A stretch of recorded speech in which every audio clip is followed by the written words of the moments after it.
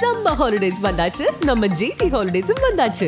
GT Holidays, South India's #1 travel brand.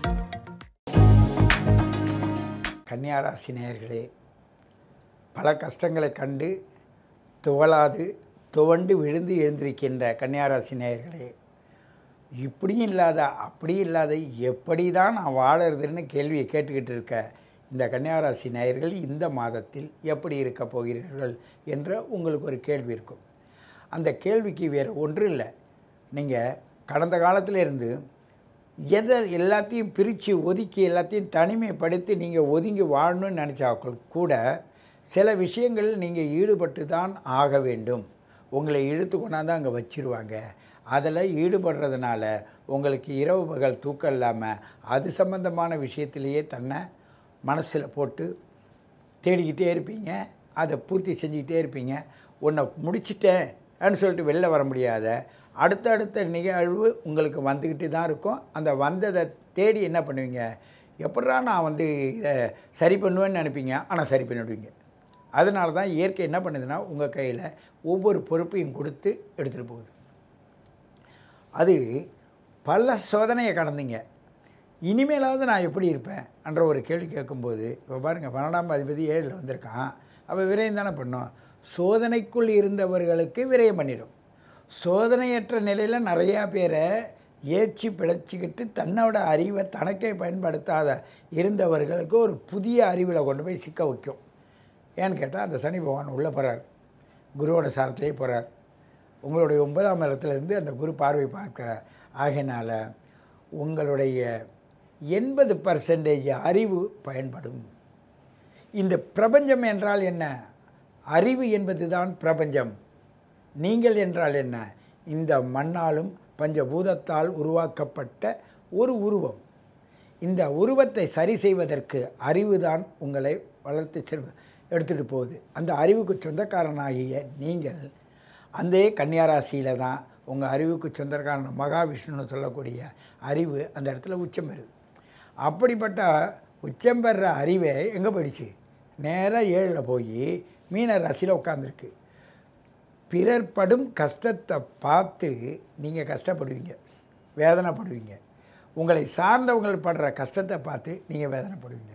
உங்களுடைய date of birth, time of birth, place of பர்த்தை பொறுத்து, அதில் வரக்கூடிய கிரகநிலைகளை பொறுத்து உங்களுடைய 30 வயது, உங்களுடைய 60 வயது, இந்த இடையில் 45 வயசுக்கு முன், 45 வயசுக்கு பின் என்று பிரித்து பார்த்தீங்கன்னா உங்களுடைய சக்திகள் எப்படி செயல்படுது. ஆனால் 1980லிருந்து புறப்பட்டு 1995 வரையும் பிறந்தவர்கள் இந்த பூமியில் படுகின்ற அவஸ்தை இந்த சில நாட்களாக எவராலையும் தாங்க முடியாது. அப்படிப்பட்ட அவஸ்தைப்படுறீங்க. எங்கே ஓடலாம், என்ன பண்ணலாம், என்ன செய்யலாம், எது செஞ்சாலும் அங்கங்கேயும் போய் டிலே ஆகி உங்களுடைய மன அமைதியை கெடுக்கும். பொருள் பாதிக்கப்பட்டால் உடல் சீர்படும்.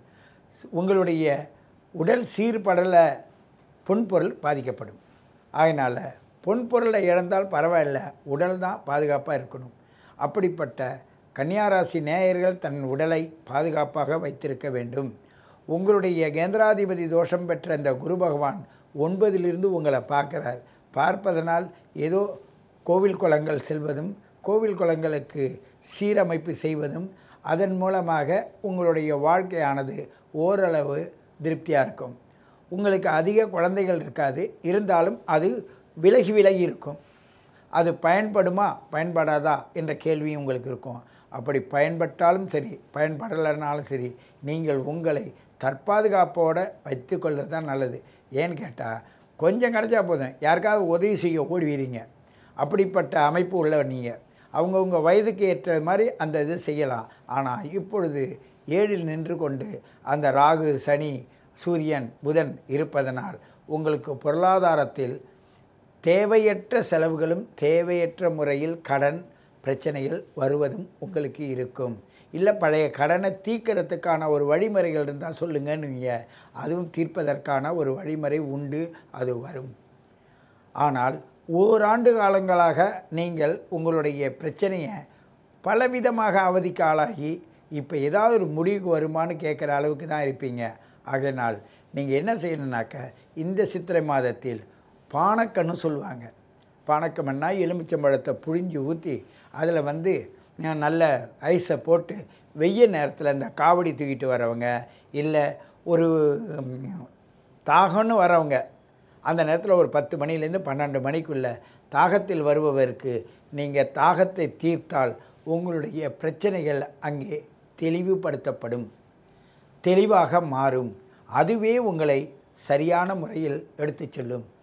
உங்களுடைய வாழ்க்கையினுடைய தரம் எவ்வளவு உயர்ந்த நிலையில் போக வேண்டியது நீங்கள் அந்த அளவுக்கு இன்னும் அடையலை. அடையாதவங்கள் அடைவதற்கான முயற்சி செய்யுங்கள். அடைந்த நீங்கள் அதை தக்க வைப்பதற்கான முயற்சி செய்யுங்கள். துளசி மாலை எடுத்து மகாவிஷ்ணுவுக்கு போடுங்க. அருகாமையில் இருக்கிற துளசி மாடத்துக்கு பூஜை பண்ணுங்கள். வீடு படிக்கட்டை சுத்தம் பண்ணுங்கள். வாசலை சரி செய்யுங்க. துளாராசி நேயர்களே, இந்த சித்திரை மாதத்தின் பலன் எப்படி இருக்கும் என்றால் மிக மிக அற்புதமாக இருக்கும். சாமி, நீங்கள் எங்கள்கிட்ட ரொம்ப வெறுப்பை உண்டு பண்ணாதீங்க, இப்படி தான் என்ன சில பேர் கேட்குறாங்க. ஏன்னு கேட்டால், என்னப்பா செய்கிறது, நீங்கள் வாங்கி வந்தால் வரோம் அப்படி தான். நான் நியாயம் கேட்குறேன், நியாயம் கேட்குறேன்னா எங்கே போய் நீ நியாயம் கேட்ப, எப்படி நியாயம் கேட்ப? ஏன்னு கேட்டால் சமூகமே அது தன்னோட நிலை தெரியாத போயிட்டுருக்குது. ஒரு கட்டுப்பாடு இல்லை, ஒரு ஒழுங்கு இல்லை, ஒரு முறையற்ற நிலையில் இந்த சமூகம் போயிட்டுருக்கு. ஏன்னு கேட்டால் சுய சிந்தனையில் மனப்பாட பகுதின்னு சொல்லுவாங்க. அந்த மனப்பாடம் பண்ணியா நீங்கள் வாழுறீங்க? செல்லை வச்சுக்கிட்டு வாழுறீங்க. பிறர் ஒன்று சொன்னால் ரோசப்படுறீங்க. அந்த ரோசத்துக்காக அவங்கள எதிர்த்து பேச வேண்டிய சூழ்நிலை வரும். அது சட்டத்துக்கு புறனாக மாறுது. சமூகம் என்பதும் சட்டம் என்பது என்ன? யார் கையில் இருக்குது சட்டம்? உங்கள் கையில் தான் இருக்குது. நீங்கள் வாழுகின்ற நெறிமுறைகளை பொறுத்து தான் உங்களுடைய சட்டம் உங்களுக்கு பாதுகாப்பு தரும். நீங்கள் அவன் அதை சொன்னால் இதை சொன்னான்னு பிறரை பற்றி குறை சொல்லும் நிலையை விட்டு நீங்கள் வெளியேறுங்க. ஏன்னு கேட்டால் அந்த வீட்டு அதிபதி உச்சத்துக்கு போனான்னு வச்சுங்க, 6ல் போய் தான் உச்சம் அடைகிறான். அப்படி உச்சம் அடையும் போது என்ன பண்ணணும்? உங்களுடைய மனசு என்ன? போட்டி, பொறாமை, இது எப்படியோ உள்ளே வந்துடும். நீங்கள் போட்டி போடாத, பொறாமை இல்லாத நீங்கள் வாழக்கூடிய தன்மையில் இருந்தாலும் கூட இன்று செல்லக்கூடிய இந்த சித்திரை மாதத்தில் சூரியனும் ராகுவும் சனியும் உங்களை போட்டி பொறாமைக்குள் செய்யாத நபராக இருந்தால் செஞ்சேன்னு சொல்லி உன் மேலே பழிய போடுவாங்க. அப்படியே செய்யக்கூடியவங்களாக இருந்தீங்கன்னு வச்சுங்க, நீ செஞ்சிருக்க மாட்டான்னு ஒருத்தர் சொல்லுவாங்க. ஒருத்தர் என்னன்னா இவங்க தான் செஞ்சாங்கன்னாங்க அப்படி சொல்லுவாங்க. அதனால் இந்த நேரம் உங்களுக்கு ரொம்ப கவனமாக இருக்கணும்.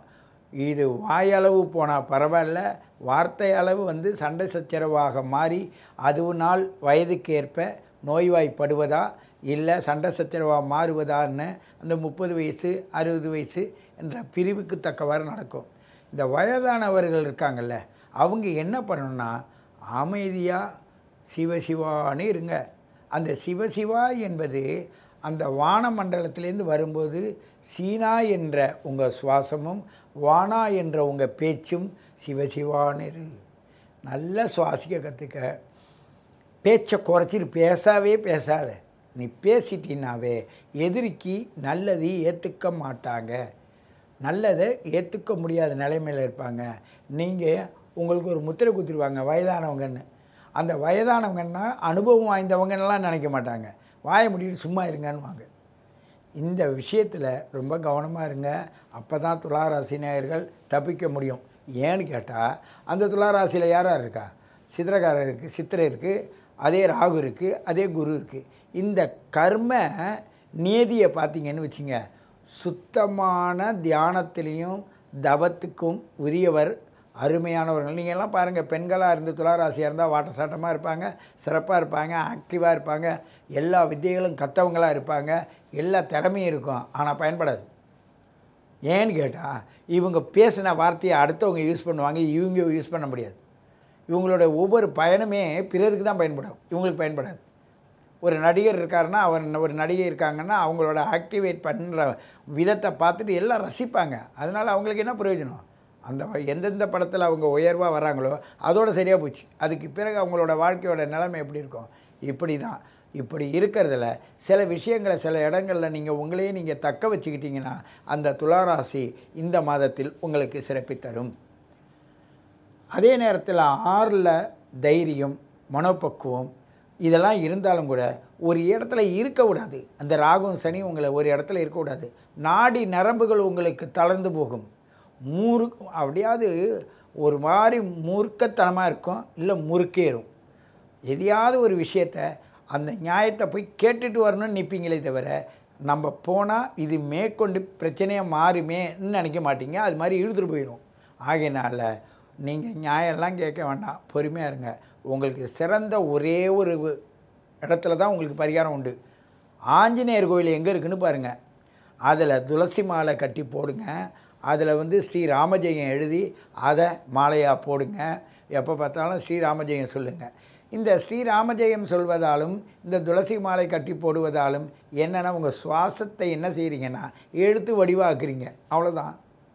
உங்களுடைய நேரத்தை தேவையில்லாத சிந்தனைக்கு போகாமல் அந்த சுவாசத்தின் மூலமாக ஓம் ஸ்ரீ ராமஜெயம் ஸ்ரீராமஜெயம் ஸ்ரீராமஜெயம்னு அந்த சுவாச பயிற்சி எடுக்கும்போது பார்த்திங்கன்னா தேவையற்ற சிந்தனை உள்ளே வராது. அந்த ஆஞ்சநேயருடைய முழு தன்மையும் சுயபலம் உங்களுக்கு வரும்போது உங்களுடைய அற்புதமான இயற்கை உங்களுக்கு துணை புரிவதை நல்ல அனுபவத்தில் பார்ப்பீங்க. விருச்சிக ராசி நேயர்களே, உங்களுக்கு தேவையில்லாத கடுசொல்வாதிகள், சண்டை வளர்க்குறவங்க, கோவப்படுறவங்க, இன்னும் சொல்லப்போனால் கிராம மொழியில் சொன்னால் என் குடியை கெடுத்தவன் இவன் தான் ஆன்னு சொல்லக்கூடியவர்கள், இப்படியெல்லாம் பேர் எடுப்பீங்க. ஏன் தெரியுமா? உங்களை மறந்து உன் குடும்பத்தை மறந்து நீ ஊருக்காக ஓடி ஓடி உழைக்கிறீல, உனக்கு இப்படி தான் வரும். அப்படி வருவதை ஒன்னாலையும் தடுக்க முடியாது, இயற்கையும் தடுக்க முடியாது. ஏன்னு கேட்டால் அவசரம். தானே போய் மாட்டிக்கிறது, தானே முடிவு எடுக்கிறது, அடுத்தவங்க சொல்ல கேட்குறது இல்லை. அப்படி நீ செஞ்ச சில காரியங்கள்லாம் உங்களுக்கு சக்ஸஸ் ஆக்குது. ஆனால் அதை திருப்பி பார், அது உனக்கு பயன்படுதா பார். அப்படியே பயன்பட்டாலும் காலம் பொறுத்து இருக்கிற வரையும் வாய் முடியுது சும்மா இருக்குன்னா, நான் அவங்களுக்கு செஞ்சேன்னா ஒரு தடவை செஞ்சு 100 தடவை சொன்னால் அந்த பலனும் போகும். ஆகையினால நீங்கள் சிறந்த வழி நீங்கள் உங்களை எப்படி எடுத்துகிட்டு போகலான்னா, செஞ்சதை சொல்லி காட்டாதீங்க, முடிஞ்சால் செய்யுங்க, இல்லைன்னா கம்முன்னு இருங்க. உங்களை ஒரு பல கோணத்திலையும் இந்த சமூக ரீதியில் உங்களை ஒரு வகையான குற்றவாளிகளாக தான் பார்ப்பாங்க. 100க்கு 100 நன்மை செய்திருந்தாலும் கூட நீங்கள் 100க்கு 100 நன்மை செய்தவர்களாக ஏற்றுக்கொள்ள மாட்டார்கள். ஏன்னா அது கர்ம வினை. அது தனக்குத்தானே ஒரு ஒரு உணர்வை தூண்டி விட்டு அதன் மூலமாக வார்த்தையை விபரீதமாக பேச விட்டுரும். அப்படி விபரீதமாக பேச விடுவதனால் இவ்வளோ எண்ணத்தை வச்சுக்கிட்டு தான் இவன் செஞ்சானா ஆன்றத எண்ணத்தை பாவின்ற பேரை சொல்லுவான். ஆனால் உங்களை பொறுத்தவரையும் அப்பாவி. உழைக்கிறதுக்கும் அந்த நேரத்தை பயன்படுத்துறதுக்கும் அந்த பாசத்திற்கும் அடிமைப்பட்ட நீங்கள் உங்களால் உங்களையோ உங்கள் குடும்பத்தையோ வாழ வைப்பதற்கு பிறர் உதவ மாட்டார்கள். ஒரு சில வயசு இருக்குது, சில எழுத்துக்கள் இருக்குது உங்களுடைய பேரில். அது மாதிரி எழுத்துக்கள் அதில் கலந்துடுச்சுன்னா உங்களால் எப்பொழுதுமே இதை தான் செய்ய முடியும். ஆனால் இதற்கு ஒரு பரிகாரம் உண்டு. என்ன பரிகாரம் என்றால், ஒரு நண்பர்கிட்ட சொன்னேன், செருப்பை தானம் பண்ணுங்கன்னு. நான் ஏன் தானம் பண்ணணும், என் செருப்பு அப்பப்போ காணப்படுதியான்றாங்க. இதை விட என்னையா தானம் இருக்குன்னு, புதுசாக வாங்குங்க. அப்படியே யார் இந்த வெய்ய நேரத்தில் நடப்பாங்க, அப்படியே காலை அறுத்து பாதி செருப்பை தச்சும் தைக்காதமாக போவாங்க. இதுக்கு நார்த் இந்தியாவில் குருதுவாரில் என்ன செய்வாங்கன்னா, அங்கேருந்து வராங்கல்ல, வர்றவங்களுடைய செப்பலை கையில் வாங்குவாங்க, அதை பாலிஷ் பண்ணுவாங்க. அது தைக்கிற மாதிரி இருந்ததுன்னா அதை தோல் வச்சு தைப்பாங்க, தச்சு சுத்தம் பண்ணி அங்கே வைப்பாங்க. இயற்கையாகவே அந்த குருதுவாரால் அந்த பரிகாரத்தை அவங்க செய்கிறாங்க. அது மாதிரி நீங்கள் இங்கே வாங்கி யாருக்காவது செய்யணும்னு நினச்சா யாரும் நம்பிக்கை செருப்பே கொடுக்க மாட்டாங்க. ஏன்னு கேட்டால் இந்த ஒரு கலாச்சாரம் அப்படி. ஆகையினால என்ன செய்கிறீங்கன்னா, ஐயா ஒரு செருப்பு வாங்கி தரேன்னா, ஏயா ஏதாவது பரிகாரம்னு சொல்லி என் தலையில் கட்டு போகலான்னு பார்க்குறியான்னுவாங்க. நீ எப்படி பேசாலும் தென்னாட்டில் இருக்கிறவங்கள்ட்ட நீ தப்பிக்க முடியாது. ஏன்னு கேட்டால் தென்னாடு என்பது சிவனுடைய முருகனுடைய ஆதிக்கத்துக்குடையது. சிவன் என்றால் என்ன? சிந்தனையும் பேச்சு திறமை உள்ளவனும் சிவன் என்று சொல்கிறோம். இரத்த ஓட்டத்தின் தன்மை வந்து முருகன் என்று சொல்கிறோம். இப்போ அப்படி இரத்த ஓட்டமும் இந்த பேச்சுத்தன்மையும் இவங்கள தனக்கு தானே கெடுத்துரும். ஆகையினால் யாராவது நம்பி வராங்கன்னா அவங்க என்ன நடக்கிறாங்க என்ன கேட்குறாங்கன்னு மாத்திரம் உணர்ந்து அதற்கு தகுந்தாற்போல் நீங்கள் அவர்களுக்கு உதவி செய்யுங்கள். ஒரு அன்னதானம் போடுங்க. ஒருத்தருக்கு வந்து தேவையற்ற இடத்துல தவிக்கிறாங்கன்னா அப்போ போய் தேவையை புரிஞ்சு செய்யுங்க. தேவையில்லாத நீ இப்படி ஆகிடுவேன் நான் அப்படி ஆகிடுவேன் அதனால் நீ இப்படின்னுலாம் நீங்கள் உங்கள் கருத்தை சொல்லாதீங்க. அவங்க ஏற்றுக்க மாட்டாங்க. ஏற்றுக்கிட்டா இவனால் தான் நான் கேட்டேன்னு பேரையும் உங்கள் தலையில் போட்டுருவாங்க. ஆகையினால் இந்த தேவையில்லாத விஷயத்தில் இறங்காமல், ஏன்னு கேட்டால் உங்களுக்கு ஆழ் மனதில் சிந்தனை, அது கிணறு தானே, அது என்னது ஒரு தேள் தானே. ஒரு உயிரை வாழ வைக்கிறதுக்காக முதல்ல ஒரு தான் உயிரை விட்டுட்டு தான் அடுத்த உயிரை உருவாக்கும். ஒரு தேள் கர்ப்பமாக இருக்குன்னா அதுக்கு நூற்றுக்கணக்கான குழந்தைகளை உருவாக்கும். இறக்கும்போது வயிற்றை வெடிச்சுக்கிட்டே இறக்கும். அது மாதிரி நீங்கள் ஓடி ஓடி நடந்து ஏன் செருப்புனா உங்கள் செருப்பு தேஞ்சு போயிருக்கு. ஆகையினால் உங்களுடைய பாதம் தேஞ்சதனால் நீங்கள் பிறருக்கு செருப்பு தானம் செய்யுங்கள். ஆகையினால் உங்களோட பயணத்தில் நீங்கள் போய் பாருங்கள். ஆனால் நீங்கள் செஞ்ச தான தர்மத்திற்கு ஏற்ப பசி பட்னி இல்லாத வாழ்வீங்க. ஏன்னு கேட்டால் நினச்சி பார்ப்பீங்க, ஒரு காலத்தில் எல்லாம் இருந்து என்னால் சாப்பிடாத கடந்தனா, நான் 10 பேருக்கு சாப்பாடு போடுறேன், எல்லாருக்கும் போடுவேன், ஆனால் உன் குடும்பத்தில் உள்ளவர்கள் உன்னை திட்டுவாங்க, நீங்கள் வாங்கிக்கணும். இது இயற்கையோட விதி. ஆகையினால் இந்த விருச்சிக ராசி நேயர்கள் அஞ்சாதீங்க, கவலைப்படாதீங்க. தேவையில்லாத போய் முன்னாடி நிற்காதீங்க. அடுத்தவங்க எப்பொழுதும் உனக்கு அட்வைஸ் பண்ணுவாங்க, அது உனக்கு சுத்தமாக பிடிக்காது. அது இன்னைக்கு தான தர்மங்களும் இந்த செருப்பு தானமும் உனக்கு வழி நடத்தும், உன்னை சரியான வழிக்கு எடுத்து போகும் என்று கூறிக்கொண்டு உங்களை மீண்டும் சந்திக்கிறேன். உங்கள் சித்தயோகி பேரம்பலவாணன். நன்றி. சம்மர் ஹாலிடேஸ் வந்தாச்சு, நம்ம ஜிடி ஹாலிடேஸும் வந்தாச்சு. GT holidays, South India's number 1 travel brand.